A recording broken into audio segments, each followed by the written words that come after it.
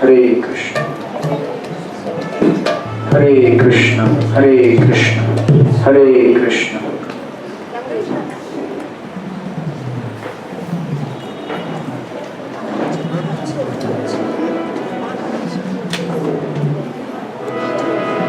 जय राधा माधव कुंज बिहारी गोपी जन वल्लभ गिरिवरधारी। जय राधा माधव कुंज बिहारी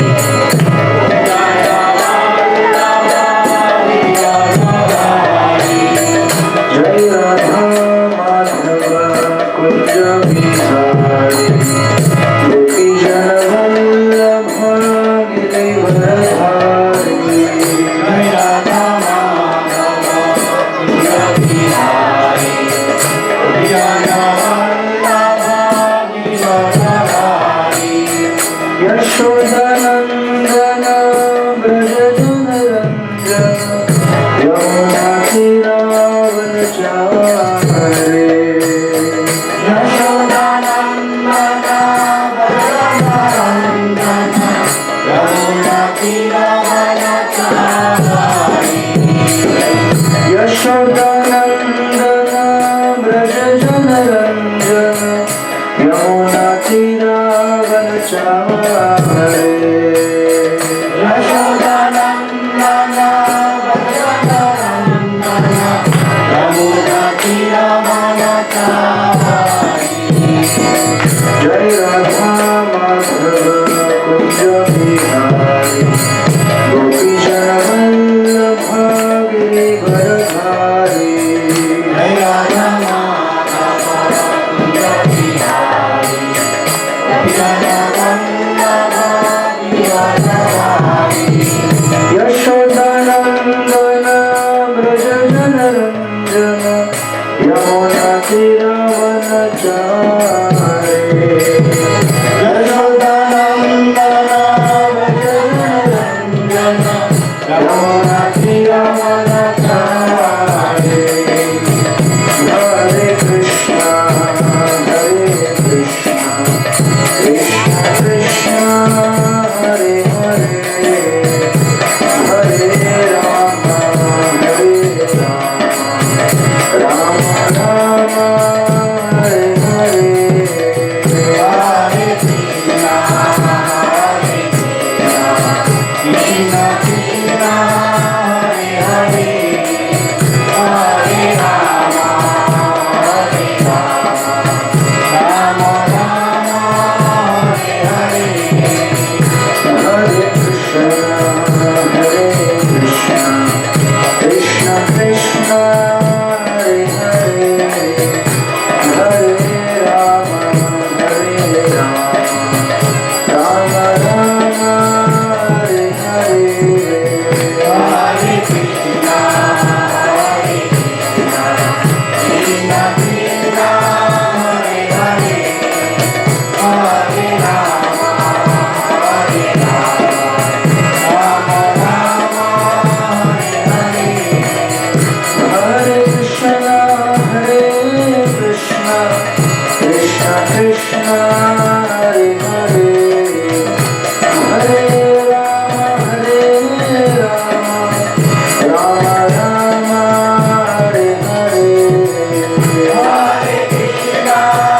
हरे कृष्ण कृष्ण कृष्ण हरे हरे हरे राम राम राम हरे हरे। हरे कृष्ण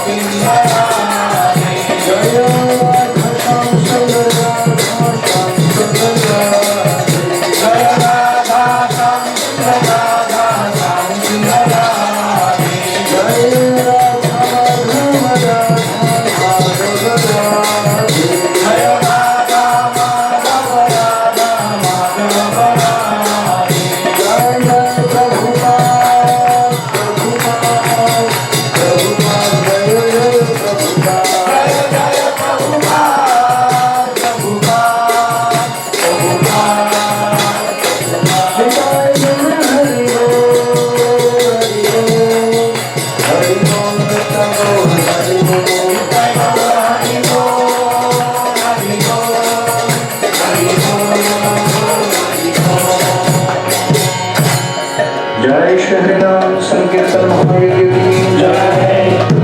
जय श्री श्री राधा गोपीनाथ भगवान की जय। अनंत कोटि वैष्णव भक्त वृंद की जय। निताई गौर प्रेमानंदे। ओम नमो भगवते वासुदेवाय।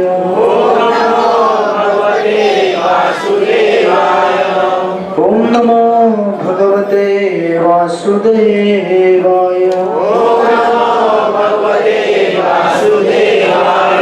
ओम नमो भगवते वासुदेवाय।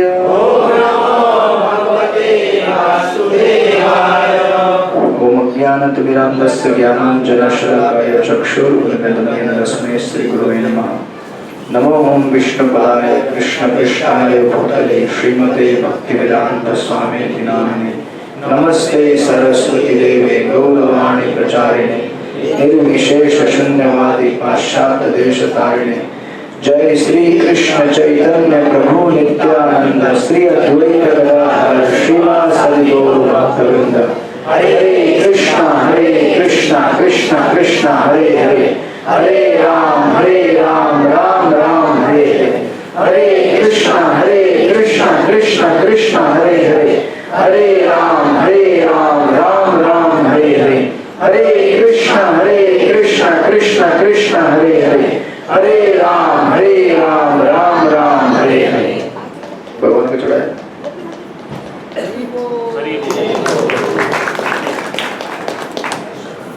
हरे कृष्णा।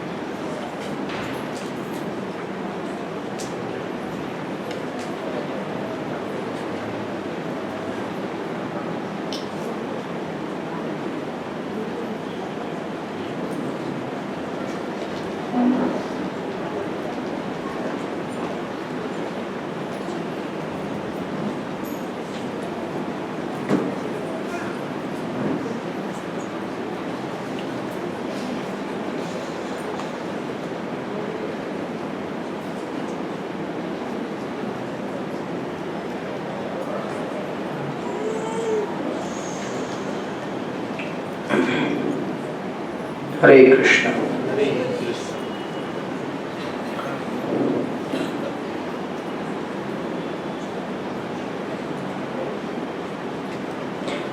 देहम आवरुसे हम। आपको श्लोक ऑलरेडी दिया है ग्रुप में। दुख शोक भयावहम सर्वत्रास्य यतो मृत्यु मत्स्यानाम् उदके यथा। ये श्रीमद् भागवत के 9वें स्कंद का 13वें अध्याय का 10वां श्लोक है। 9.13.10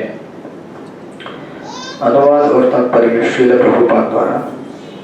जो भौतिक शरीर पाने का इच्छुक नहीं, मैं भौतिक शरीर पाने का इच्छुक नहीं हूँ, क्योंकि ऐसा शरीर विश्व भर में सर्वत्र दुख, शोक तथा भय का कारण होता है।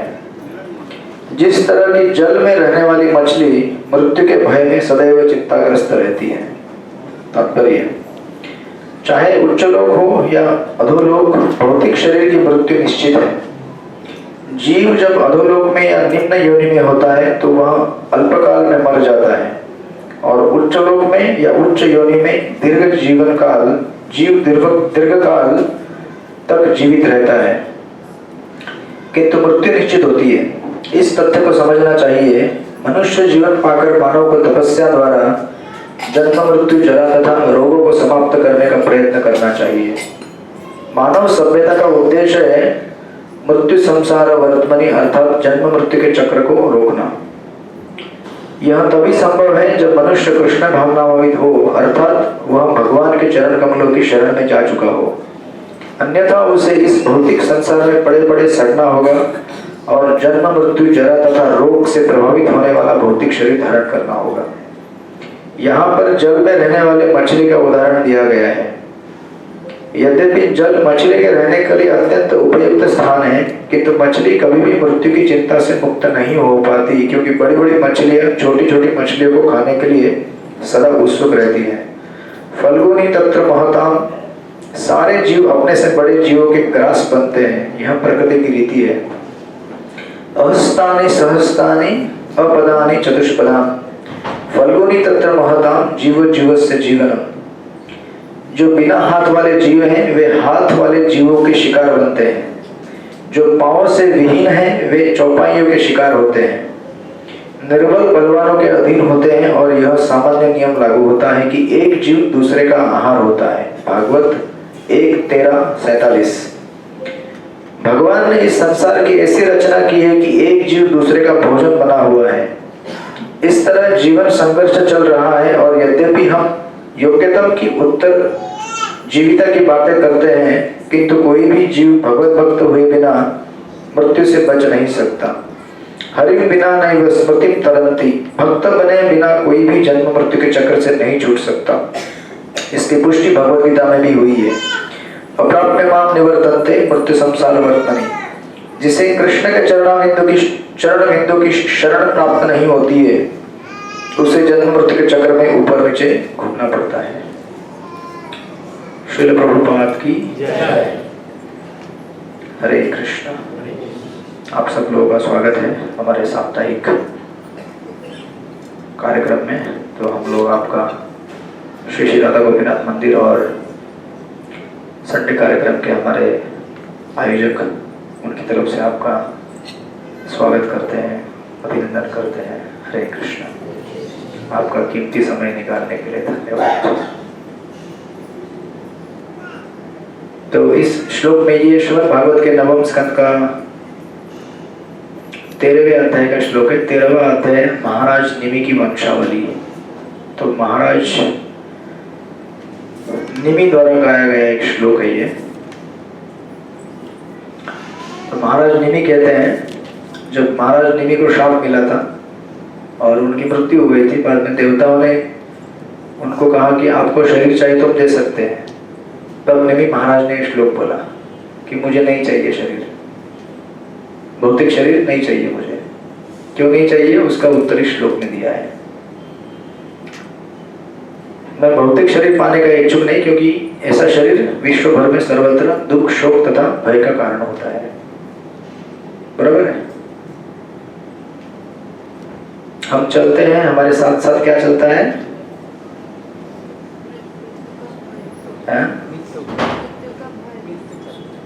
कोई बोलेगा मेरी पत्नी चलती है, मेरे पति चलते हैं, मेरे बच्चे चलते हैं, मेरी 4 व्हीलर गाड़ी चलती है, बराबर। हमारे साथ कौन चलता है? हाँ, शरीर, जो किसका सूचक है? शरीर क्या इंडिकेट करता है? बराबर है, शरीर चल रहा है हमारे साथ। हम क्या है? शरीर से अलग है। हम कौन है? यानी कि भूत नहीं, तो भूत आत्मा। भूत आत्मा मतलब हम स्वयं आध्यात्मिक व्यक्ति। हम चलते हैं, हमारे साथ में ये शरीर चलता है, और इस शरीर के लक्षण है, शरीर के साथ साथ चलता है जन्म मृत्यु जरा व्याधि। आप अभी चल के आए ना घर से, आप बोलेंगे आप गाड़ी में आए, कार में आए, ट्रेन से आए या पैदल चल के आए। कोई बोलेगा मेरे साथ मेरे घर के लोग थे, कोई बोलेगा मैं अकेला था। आप अकेले नहीं थे, आपके साथ साथ चल रहे हैं। कौन चल रहा है? मृत्यु, मौत हमारे साथ साथ चल रही है। ठीक है, लेक्चर की स्टार्टिंग मौत से, क्योंकि भक्त लोग मौत से डरते नहीं है। मौत से कौन डरता है? कौन? हम लोग। भौतिक, किसी का नाम है क्या भौतिक यहाँ पे? हाँ? जो भगवान में शरण में नहीं है वो बहुत डरता है, भगवान मौत से डरता है। भगवान के जो शरण में नहीं वो डरता है। बराबर। जन्म अपने आप में एक बहुत बड़ा कष्टदायी होता है। उसको पूछो जिसने जन्म दिया है, जिसने जन्म नहीं दिया है उसको मालूम नहीं पड़ेगा। बराबर। लेकिन हमें बाद में मालूम पड़ता है। हमारे साथ साथ निरंतर चलने वाली चीजें हैं। उसके बाद व्याधि, व्याधि यानी कि बीमारियां। इस क्लासरूम में एक भी व्यक्ति ऐसा नहीं है जो आज तक कई बार बीमार नहीं पड़ा है। मैं एक बार नहीं बोल रहा हूँ, कई बार। देखो सही बोल रहे हो। बोल रहे मैं बीमार हूँ, प्रसाद चाहिए मुझे, प्रसाद मांग रहे हो। बैठे पीछे चेयर में बैठ जाइए। वो भी भागवत का स्टूडेंट है। ये आसन ऐसा है वो अंदर जाता है, ये संसार भी ऐसा है अंदर अंदर जाता रहता है। सब बीमार पड़े हैं ना आज तक, इसीलिए तो चल रहा है ना इंडस्ट्री दवाइयों का। अभी मैं 25 टैबलेट खाया 5 दिन में। बीमार था बीच में 4 दिन, रोज 5 टैबलेट 4-4 घंटे में खाना पड़ता था।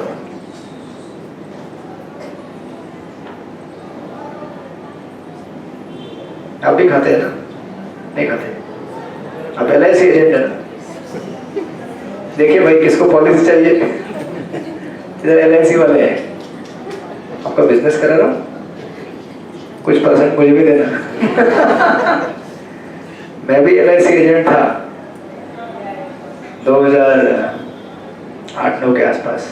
सिर्फ एक पॉलिसी बनाया, वो मेरे बहन का। उसके बाद हरे कृष्ण।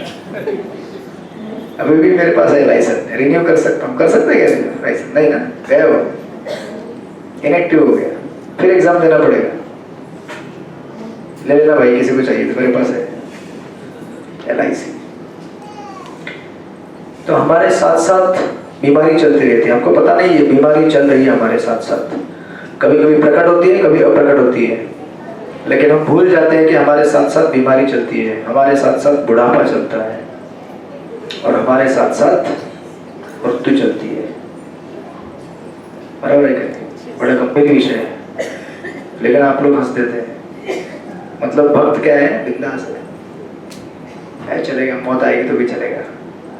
साथ में रहेंगे तो डर नहीं है, अकेले रहोगे तो डर लगता है मौत का। बराबर है कि नहीं?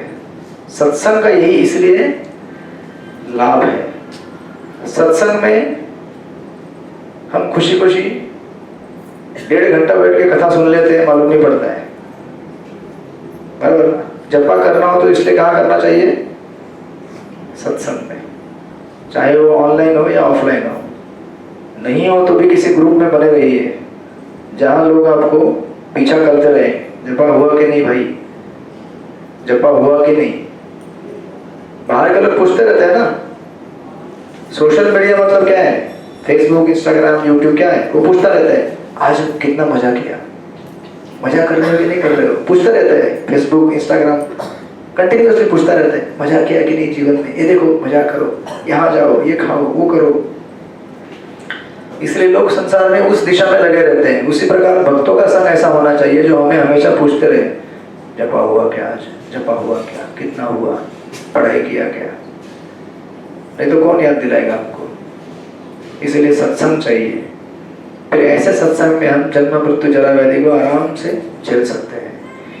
नहीं तो थोड़ा भी अगर परेशानी आए लाइफ में, बड़ा टेंशन आ जाता है लोगों को। जैसे यहाँ पे उदाहरण दिया गया है, ये महाराज का लेक्चर में सुन रहा था सुबह, ये उसी में से एक श्लोक उठाया। तो मछली मालूम है ना आपको, इस श्लोक में मछली का उदाहरण दिया है, फिश। मछली के रहने का उपयुक्त स्थान कहाँ है? पानी के अंदर। पानी में अगर नहीं है मछली, अगर उसको जमीन में रख दिया जाए तो क्या होता है? बेचारा छटपट आएगा, पानी में डालो मुझे, जल्दी पानी में डालो।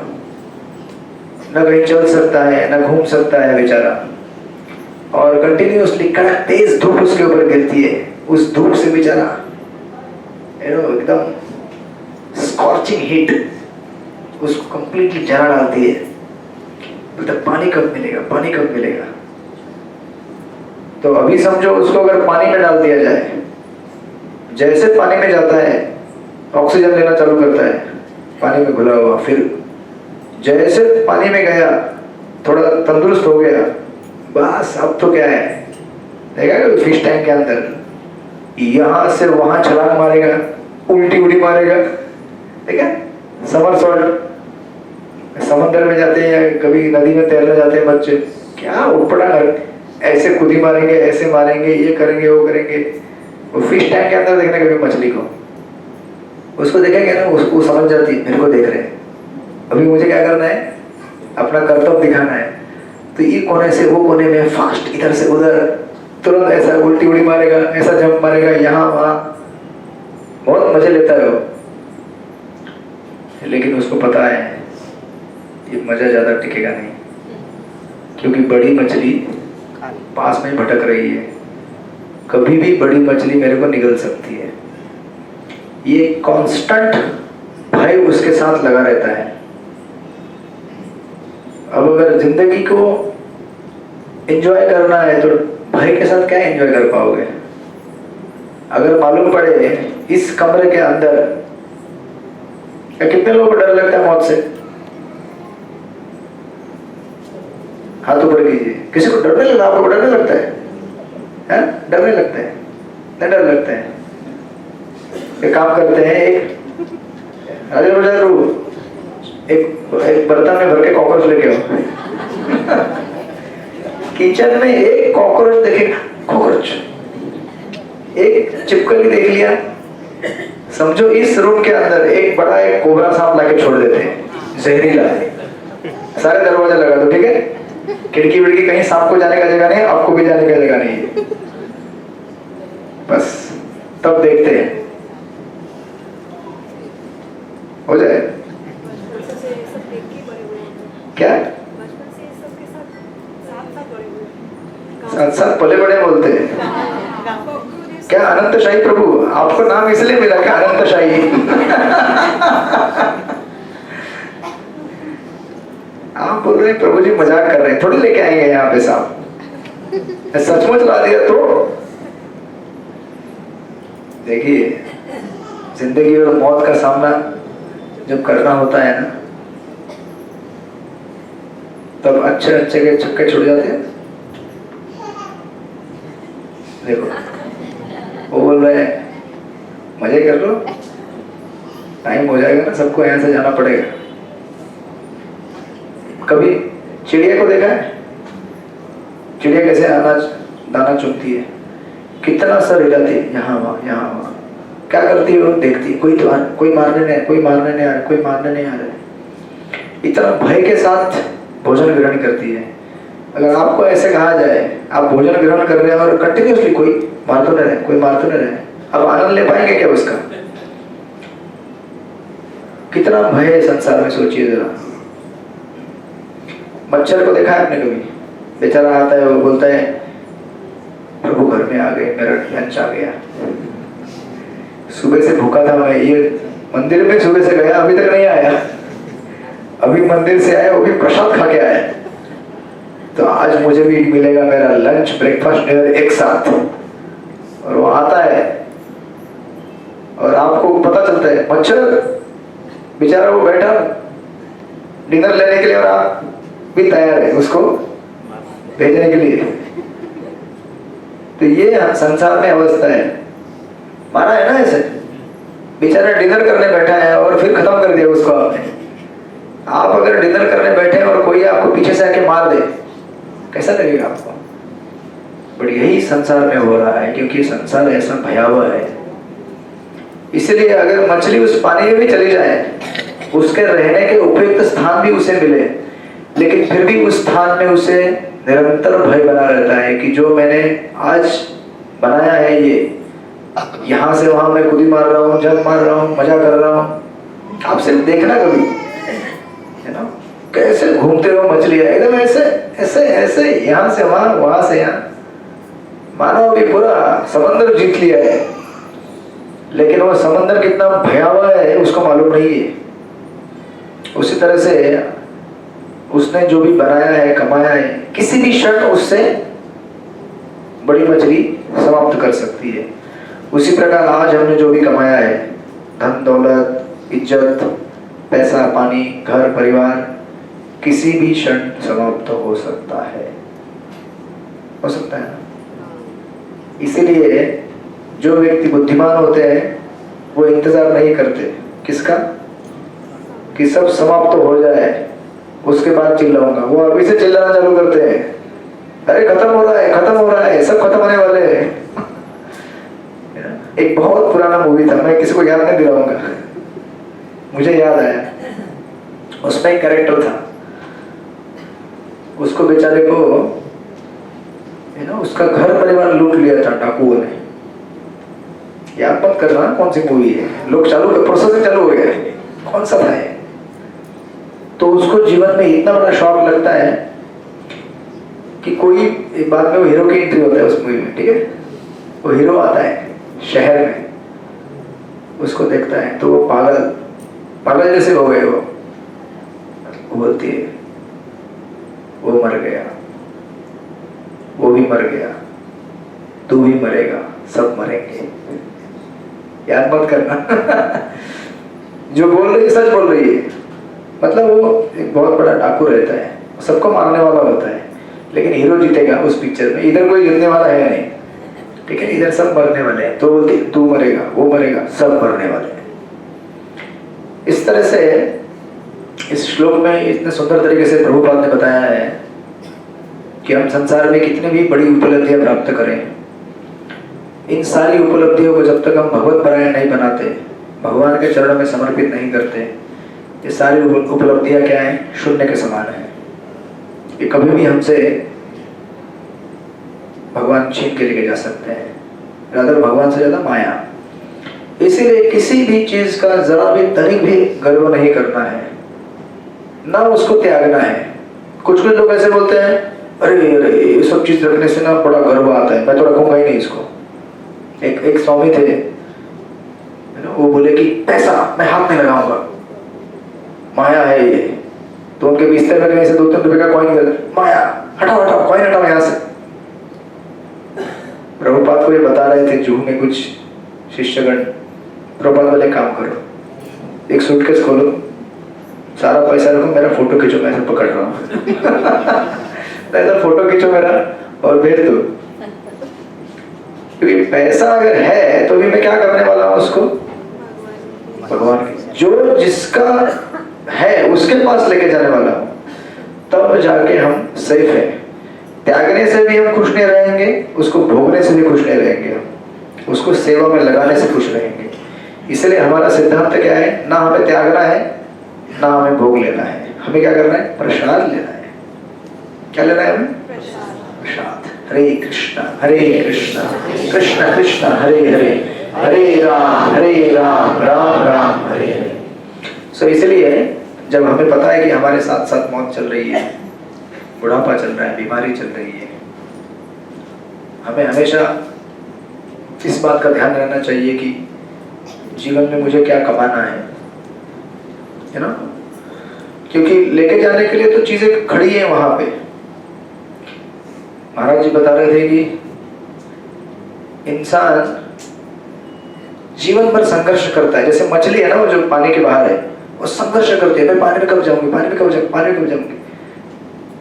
भयानक संघर्ष करने के बाद किसी तरह से पानी अगर उसको मिल जाए तो उसको लगता है बड़ी उपलब्धि हो गई। उसी प्रकार इंसान जीवन के 30-35 साल तक केवल संघर्ष ही करता है।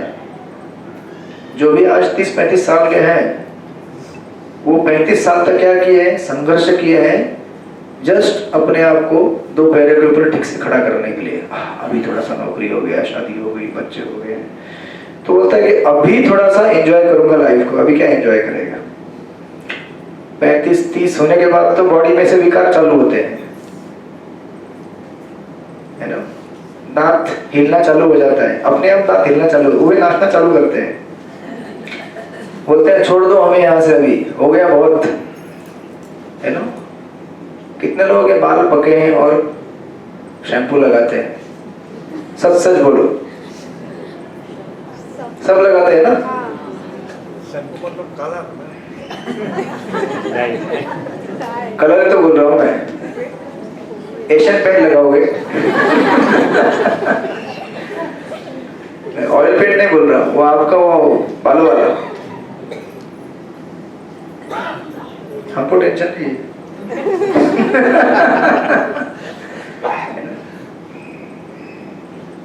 हाँ, लेकिन शेविंग करना पड़ता है, और अगर कभी भी ध्यान ना हो तो कट जाता है, राइट। तो देखिए, हम इस चीज को हमेशा याद रखें कि कितना भी कंफर्टेबल सिचुएशन हमें मिले और हम विचार करें कि अभी मैं एंजॉय करूंगा, उसी समय क्या होता है, माया सब कुछ छीनना चालू करती है। ऐसा लगता है अभी हाथ में आया, अभी हाथ में आया। आपके हाथ में आया क्या? फिसल गया, हाथ से निकल गया।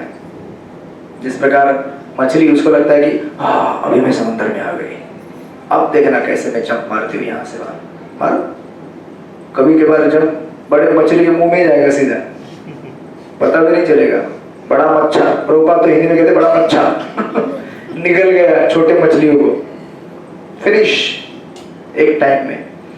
उसी प्रकार इंसान, और 35, 30, 40 इंसान ज्यादा ज्यादा 50, 60 तक लोग कहते हैं कि जुग जुग जो बेटा 100 साल तक जियो। जानते हैं आप 80 साल के आदमी को क्या परेशानी होती है, जानते हैं क्या? 90 साल का आदमी मतलब कंप्लीटली इनवैलिड है। उसकी इतनी तकलीफें होती है कि उसको लगता है कि कब जाऊं यार, कब जल्दी उठा लो भगवान। खुद बोलता है, कोई किसी बोलने की जरूरत नहीं है। तो क्या एंजॉय किया आपने? 35 साल तक हम जीवन में संघर्ष करते रहते हैं। बच्चे छोटे, मालूम है 8-8 घंटा स्कूल जाते हैं आजकल। हम कितने देर गए, कितना घंटा स्कूल जाते हैं? 15 घंटा कितना? सुबह 8 से लेकर रात को, सुबह 8 से लेकर शाम को 4, कितना घंटा हो गया? और ट्यूशन आप ही लेते हैं खुद, अलग से मतलब वो फिर भी पढ़ाई है ना। अभी आप अगर ऑफिस से घर आते हैं 8 घंटा ड्यूटी करके, फिर बोलेगा घर में ड्यूटी करो, परेशान हो जाएगा ना आदमी बेचारा। ट्यूशन से डरता है, टीचर 2-3 घंटा पढ़ाते तो इसीलिए ज्यादा ही बंद कर दिया। अंकित तो मेरा दोस्त है यार, मैं भी ट्यूशन से भागता था ऐसे। लेकिन सोचो, बच्चे 8-8 घंटा स्कूल, 8 घंटे का स्कूल सही है क्या? आज ग्रुप नहीं, लेकिन है ऐसा ही। आपके शोभो के बहुत सारे मेरे कांटेक्ट में हैं। ये तो इनका कौन सा बोर्ड है? इंटरनेशनल बोर्ड है। जितना इंटरनेशनल उतना वो पीस के निकालते हैं।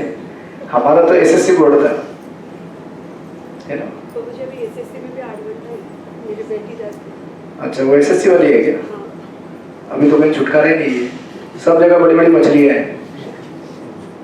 तो विचार कीजिए, बच्चा ही अगर 8 घंटा स्कूल में जाता है तो क्या एंजॉय करेगा बेचारा, ना टेंशन है उसको, वो बेचारा सुखी लगता है, वो मोबाइल में चिपका हुआ है। अभी छोटा है, अब तो चेयर में बैठना, चेयर में बैठ सकते हैं, पैर दुख रहे तो किसी को भी पैर दुख रहे हैं चेयर में बैठ जाइए, कोई बंदिश नहीं है। ऐसा नहीं कि आप ऊपर बैठेंगे तो मतलब आध्यात्मिक ज्ञान घुसेगा नहीं अंदर, ऐसा कुछ नहीं है। कुछ लोग लगता है नीचे बैठने के बाद ही अंदर जाएगा। ऐसा नहीं है, कहीं भी ऊपर भी बैठिए आप, ऊपर सीलिंग के ऊपर, अगर चेतना है रिसीव करने की ज्ञान तो कहीं से भी ग्रहण कर पाएंगे, नहीं तो जमीन के नीचे जाइए, अंदर घुसेगा नहीं। तो इस तरह से इस श्लोक में सुंदर तरीके से निरूपण किया गया है कि यू नो, जब समय है, समय रहते हमें जब करना चाहिए, क्योंकि बचपन में समय मिलता नहीं है। हाँ बोल रहे हैं, कितना प्यार से बोलता है, नहीं मिलता है।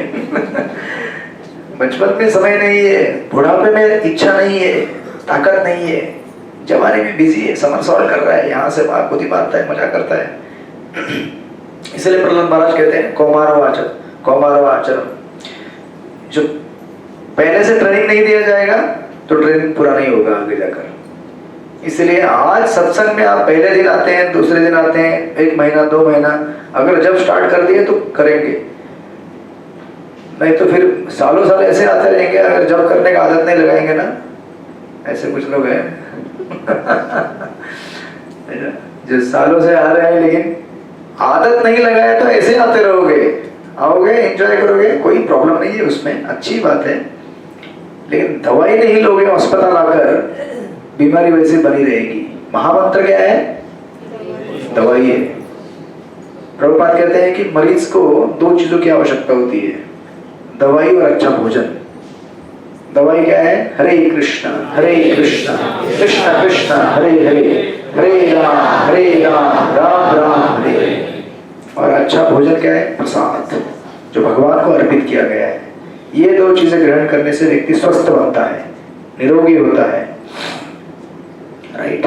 बाकी संसार में किसके साथ कब क्या होगा कोई गारंटी नहीं। कल मैं हमारे उधर खोपोली में एक व्यक्ति से मिल रहा था, वो एक माता जी आई और एक लड़का था उनका, इतना बड़ा लड़का था। तो सत्संग के बाद वो आए और बोले ये मेरा बेटा है, इसका नाम है अरुष। तो थोड़ा अजीब हरकतें कर रहा था। बोला क्या हो गया इसको? बोली इसके सर के ऊपर कुछ साल पहले एक टीवी गिर गया, घर में कहीं तो बैठा था कुछ, और टीवी कहीं से अचानक गिर गया उसके ऊपर, अचानक। बोले डैमेज हो गया ब्रेन में कुछ, तब से एकदम ये रहता है। बोले वो ऐसा कभी भी कुछ हो सकता है जीवन में, कभी भी हमारी मौत हो सकती है। उसके पहले हमें अपना चित्त भगवान के चरण में लगा कर रख देना चाहिए। फिर क्या है, 84 लाख योनियों में भ्रमण करने के लिए तो बहुत सुविधा है ना संसार में, जो बनना है बन सकते हैं, लेकिन इंसान बनेंगे वापस कोई गारंटी नहीं है। अगर भगवान का नाम लिया होगा तो मौका मिलेगा, नहीं तो हम जानते नहीं क्या होगा हमारे साथ। तो इस तरह से हम लोग विश्वामित्र मुनि की कथा को देख रहे थे रामायण में, अगर आपको याद है 1 महीने पहले लगभग, बराबर ना। तो उसका आज हम पूर्ण करेंगे उसको, ये आधे घंटे में पूर्ण हो जाएगा। तो आपको याद है कहाँ तक पहुंचे थे विश्वामित्र मुनि की कथा में? बताइए। लास्ट क्लास हमने उसमें लिया था, एक कथा सुनाई थी आपको शून्यक्षेप की, याद है आपको? शून्यक्षेप, कुत्ते की पहुंच, लेकिन साधारण नहीं वो कुत्ता, स्वर्ग वाला। हाँ वही शून्यक्षेप, 3 हफ्ते के अंदर साफ, कंप्लीट।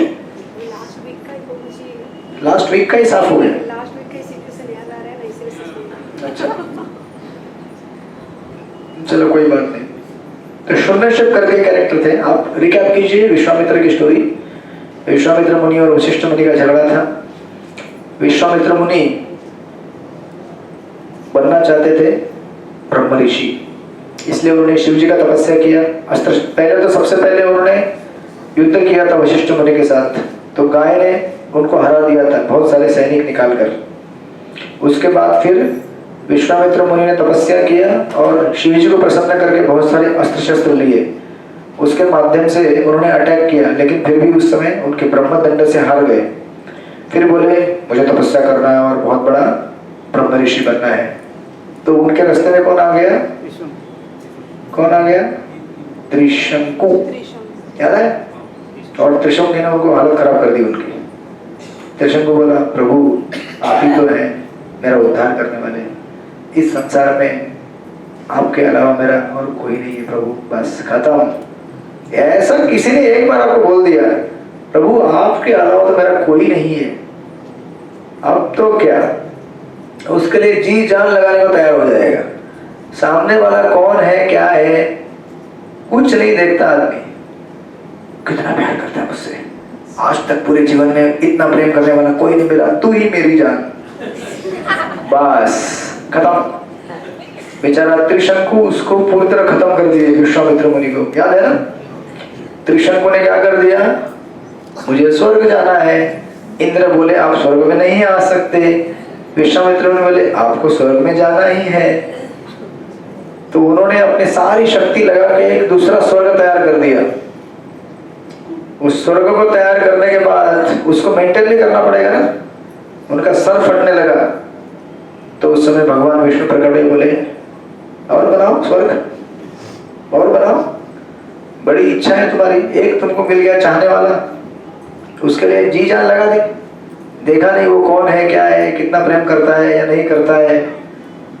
होता है ना आजकल इंस्टाग्राम लव, इंस्टाग्राम में एक लाइक मिल गया, अरे कोई तो है लाइक करने वाला, और अगर कोई दो चार लिख दे शब्द, अब क्या गाते हैं, क्या आप बोलते हैं, क्या दिखते हैं आप, क्या विद्वान हैं आप, बस अब तो पूरा इंस्टाग्राम दिन भर उधर ही चलेगा कंटिन्यूअस, जब तक कि आपके अकाउंट का पैसा पूरा खाली ना हो जाए। ऐसे लोग लुटते हैं ना, पूरा बर्बाद जीवन फिर हो जाता है, सब पैसा उड़ा के ले गया, कौन था ये, कोर्ट केस करो क्या फायदा। अभी मेरे पास ऐसे लाइव केसेस हैं लोगों के, इंस्टाग्राम फेसबुक लोग करके बेचारे फंस गए। अरे जब सामने सामने वाला लव साक्षात नहीं होता है तो इंस्टाग्राम वाला कैसे होगा? माया के अंदर माया, देखिए भ्रम के अंदर भ्रम, ऐसा तो भ्रम संसार में ही है, उसके अंदर भी ये सोशल मीडिया मतलब और भ्रम है। इस तरह से बेचारे विश्वामित्र मुनि फंस गए और उसके तपस्या उन्होंने विचार किया बस हो गया, अभी मैं तपस्या करूंगा। इतने में कौन आ गया वहां पे? शून्यशेप, जो लास्ट कथा में हमने देखा था। शून्यशेप आए, बोले, और वो कौन थे? उनके भांजे निकले, मामा थे वो। विश्वामित्र मुनि बोले मामा अब तो रिश्ते वाला आ गया, अभी दुनिया के बाकी लोगों को बचाया तो अभी अपने भांजे को क्यों नहीं बचाऊंगा? बोले कोई बात नहीं, चिंता मत करो। तो उसको उन्हें मंत्र दिया, उस मंत्र के द्वारा उनका उद्धार किया, बच गए शून्यशेप भी। उसके बाद वहां से कथा प्रारंभ होती है, हमने उसके आगे देखना है हमको, आज पूरा हो जाएगा आधे घंटे में। तो आप बोलेंगे रामायण पढ़ाई कर रहे हैं कि विश्वामित्र मुनि की कथा पढ़ाई कर रहे हैं? बटे विश्वामित्र मुनि की कथा इतनी अच्छी कथा है क्योंकि एक साधक की कथा है, साधक। तो उसके तत्पश्चात तो विश्वामित्र मुनि जब शून्यशेप बाद में घर नहीं गए, आपको याद है ना, बहुत बड़े ऋषि बने वो बोले मेरे माता पिता ने त्याग दिया, अब मैं घर नहीं जाना चाहता हूँ, मुझे विश्वामित्र मुनि ने मंत्र दिया, उससे मैं बच गया बलि चढ़ने से, अब मैं मेरे अंकल की तरह यानी कि मेरे मामा की तरह मैं भी साधु बनूंगा। बहुत बड़े साधु बने, बहुत सारे ग्रंथ लिखे उन्होंने, महान ऋषि बने भगवान के नाम का आश्रय लेकर, क्योंकि अल्टीमेटली हमको आश्रय देने वाला कौन है? भगवान का नाम, राइट? हरे कृष्णा कृष्ण कृष्ण हरे हरे, हरे राम राम राम हरे हरे। लेकिन भगवान का नाम सत्संग, राइट? अकेले नहीं। तो उसके बाद वहां से उस एपिसोड को पूरा करने के बाद विश्वामित्र मुनि सोचे, अरे यार जीवन में कितने डिस्ट्रैक्शन आते हैं यार, कभी शून्य शेप आता है, कभी त्रिशंकु आता है, कभी क्या होता है, अभी मैं ध्यान लगाऊंगा, अभी मुझे ब्रह्म ऋषि बनना है। तो उन्होंने वापस तपस्या चालू किया गंगा के किनारे, सॉरी उस तालाब के किनारे जहां पे शून्य शिवन को मिले थे, वहां बैठे और तपस्या करने लगे, भयंकर इंटेंस, इतनी भयंकर तपस्या कर रहे थे कि उनकी तपस्या को देखकर स्वर्ग में इंद्र परेशान हो गए। इंद्र को लगा, अभी दुनिया में कंपटीशन चलता है ना आजकल, सबसे धनवान कौन, और दो धनवान व्यक्तियों के बीच में कंपटीशन चलता है, टक्कर, उससे ज्यादा आगे नहीं जाना चाहिए, इसको कैसे नीचे करना है देखता हूं मैं। उसी प्रकार इंद्र को हमेशा लगता है कि कोई अगर कठिन तपस्या कर रहा है तो उनको डर रहता है कि कहीं ये मेरी गद्दी ना ले ले आकर, कहीं मेरा राज्य ना छीन ले। तो इसलिए उन्होंने विश्वामित्र मुनि को विचलित करने हेतु, जो कि आपने कई बार सुना होगा और पढ़ा होगा सीरियल में, टीवीओ में, है ना, एक प्लान बनाया। उन्होंने क्या किया, उनकी तपस्या को भंग करने के लिए मेनका को भेजा। स्वर्ग की एक बड़ी सुंदर अप्सरा थी। तो अभी क्या होता है कि इंद्र को ये समझना चाहिए था, जो व्यक्ति एक डुप्लीकेट स्वर्ग बना सकता है, मतलब एक स्वर्ग बना सकता है, उसको क्या पड़ी होगी मेरे आसन, इंद्रासन की। इतना दिमाग में नहीं आया उनको। क्यों? क्योंकि काम और इस संसार के लोगों के प्रति आसक्त है। जब व्यक्ति आसक्त होता है तो उसकी बुद्धि काम नहीं करती है। जो व्यक्ति स्वर्ग बना सकता है एक डुप्लीकेट, यू नो, उसको क्या पड़ी है मेरे स्वर्ग को आने के लिए और छीनने के लिए। लेकिन उनके मन में विचार है, नहीं नहीं, मेरा स्वर्ग लेना चाहता है, मेरा स्वर्ग लेना चाहता है, जाओ, है ना, इशारा किया मेनका को, जाओ, उनको विचलित करो। तो विश्वामित्र मुनि तपस्या कर रहे थे,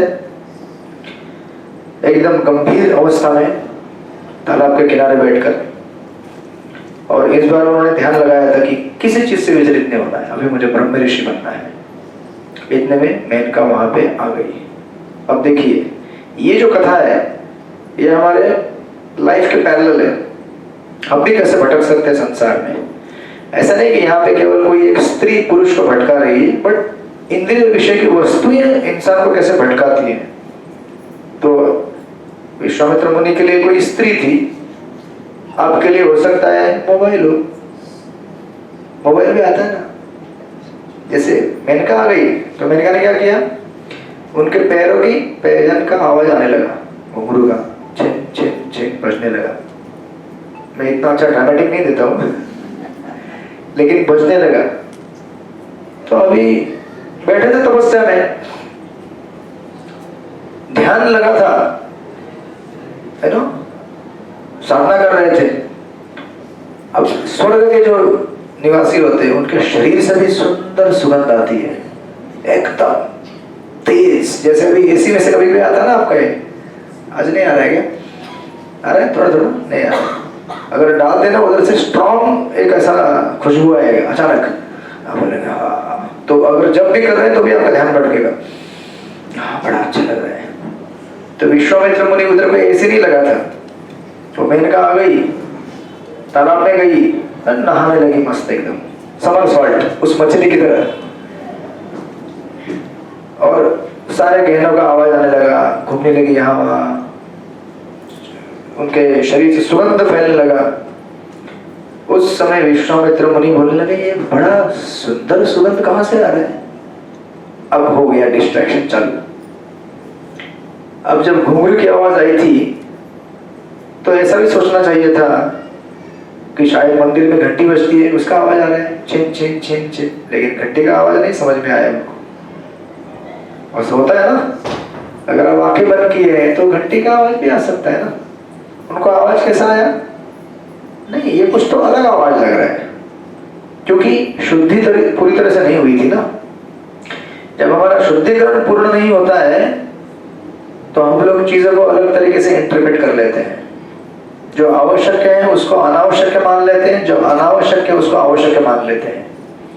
उस समय उन्होंने ये अभी इतना भयंकर सुगंध आने लगा उस उनके शरीर से, मंद मंद हवा बह रही थी, और इतने सालों के कठिन तपस्या, देखिए इसलिए यहाँ पे ये चीज आपको समझ में आएगी कि कठिन तपस्या करने से भगवान हमें प्राप्त नहीं हो सकते अगर उसमें भक्ति का अंश नहीं है तो। इन्होंने इतना कठिन तपस्या किया था, जब मेनका ने एक बार सिर्फ देख लिया विश्वामित्र मुनि की तरफ, और विश्वामित्र मुनि की आंखें खुली और उन्होंने देखा। अब उसने कैसे देखा? पल्लू ऐसे करके, प्रभु इस तरह से, मतलब कल्चर रहता है नहीं, ऐसा नहीं। स्वर्ग की अप्सरा है तो क्या हुआ, वो कोई बॉलीवुड की डांसर नहीं है, उनमें भी कल्चर रहता है। वो तो एक मिशन के लिए आई थी, इंद्र की सेवा करने के लिए। तो ऐसा अभी क्या है कि बस उतना ऐसा शर्मा के देखा, उतना देखना ही काफी था। यहाँ पे लिखा गया है, मैं ऐसे पढ़ रहा हूं, Vishwamitra's harsh penances and austerities succumb to her tender love. देखिए ये इतनी महत्वपूर्ण चीज है समझने के लिए। केवल शुष्क तपस्या करने से हमारे हृदय का परिवर्तन नहीं हो सकता। हजारों साल तपस्या की थी, कड़क, मैं कड़क ब्रह्मचारी हूं, मैं तो स्त्रियों की तरफ देखता भी नहीं हूं, मैं किसी की तरफ नहीं देखता हूं, मैं कहीं खाता नहीं हूं कुछ, मैं कड़क हूं। बने रहो कड़क, ऐसे कड़क रहोगे। एक ब्रह्मचारी थे हमारे बहुत साल पहले, पर ये नहीं बोल रहा हूँ कि मैं कोई ऐसा महान भक्त हूँ, ये मैं शास्त्रों से बता रहा हूँ। मैं मेरी जगह पे हूँ, क्लास होते मैं भी आपके साथ बैठूंगा। तो वो हमारे गोविंद बोलते हैं कि एक ब्रह्मचारी था, कोई तो था, एक बहुत साल पहले। वो बोला कि उसको कुछ तो संन्यास लेना था, कुछ तो था।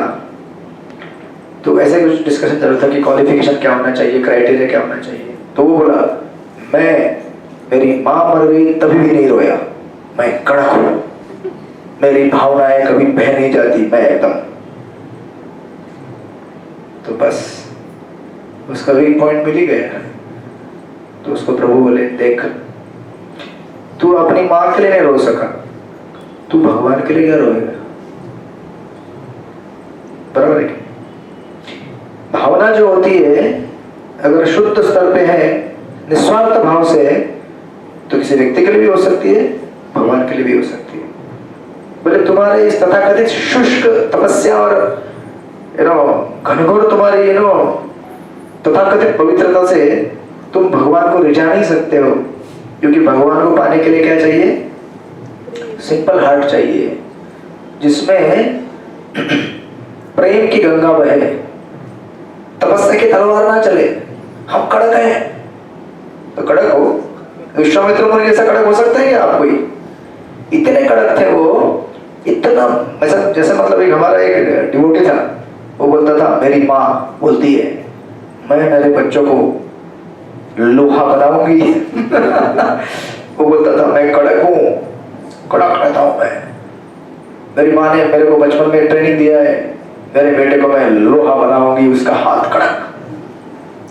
तो वो भी बहुत मतलब मैंने देखा है, जो अति तपस्या करते हैं बिना भक्ति के, उनको बड़ा प्रॉब्लम होता है लाइफ में, क्योंकि फिर वो किसी का सुनते नहीं, क्योंकि तपस्या का अहंकार हो जाता है, मुझसे कड़क कोई नहीं है, तो उसको कोई फिर दे नहीं सकता है।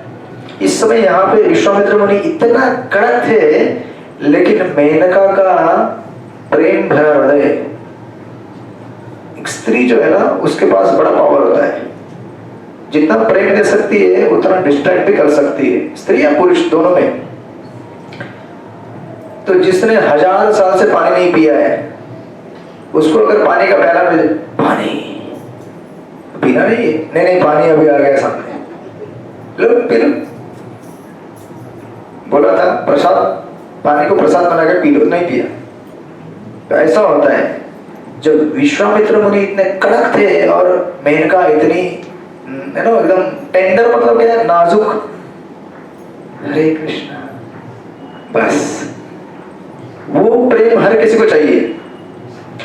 अगर आपने भगवान से नहीं लिया, श्रीमती राधा रानी से नहीं लिया, तो सांसारिक लोगों से लेना ही पड़ेगा। हर कोई प्रेम की तलाश में संसार में भटक रहा है। अगर वो प्रेम आपको भगवान के भक्तों के संग में नहीं मिला, तो बाहर तो लोग वैसे भी रेडी हैं, आ जाओ मेरे साथ, आ जाओ, चलो चलते हैं कहीं घूमने। अब क्या है, घूमने तो लेके जाएंगे आपको, कब तक? जब तक credit card big billion day चल रहा है, फ्लिपकार्ट पे चल रहा है, ग्रेट इंडिया फेस्टिवल, कितने दिन चलता है वो?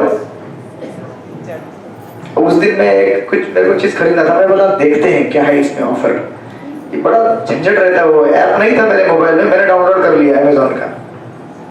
मैं बोला देखते हैं, और देखते देखते एक मोबाइल का कवर खरीदना था मेरे को, तो उसमें दिखा रहा था 10% discount debit card credit card. मैं बोला अरे वाह, तो मैंने खोला अंदर गया,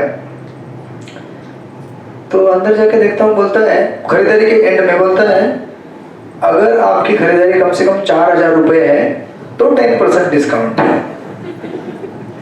तब तक मैंने प्रोडक्ट छान लिया था, मेरे दिल के अंदर बस गया था, वो मेरे अभी लगाया, मैंने किधर गया ये रहा वो मोबाइल का कवर लाल लाल। अब क्या करे, तब तक वो कवर मेरे दिल में बैठ चुका था। मैं बोला जाने दो यार, 10% छोड़ दो, चलो जाने दो, 10% क्या है, पैसा खरीद लिया। ये हमारे साथ होता है, बिना छानबीन किए अगर जंप मारोगे, ये जो मार्ग है ना तपस्या का, अच्छा मार्ग है, लेकिन बिना भक्ति के बड़ा परेशान करने वाला मार्ग है। तो उस समय मेनका बोली हरे कृष्ण, विश्वामित्र मुनि बोले हरे बोल। बस अब जो मेनका को गले लगा लिया, अगले 10,000 साल तक घूमते रहे वादियों में, यहां से वहां, पानी में समरसॉल्ट, आकाश में उड़ रहे हैं। वो आपके एक बॉलीवुड का कभी आपने सिनेमा देखा है? एक पिक्चर के अंदर वो हीरो हीरोइन जितने गाने होते, एक गाने के अंदर कम से कम 5 कंट्री का सीन दिखा देते हैं। एक सीन ऑस्ट्रेलिया का, एक सीन लंदन का, एक न्यूजीलैंड का, फिर अंटार्कटिका, फिर इंडिया में वापस आते हैं मंदिर में घूंघट पहन के। एक सिनेमा के अंदर ये सब क्या है? शराबा, बस प्रलोभन है आपको। तो हमें क्या लगता है, अरे मेरी भी अगर होगी या मेरा भी होगा तो मैं भी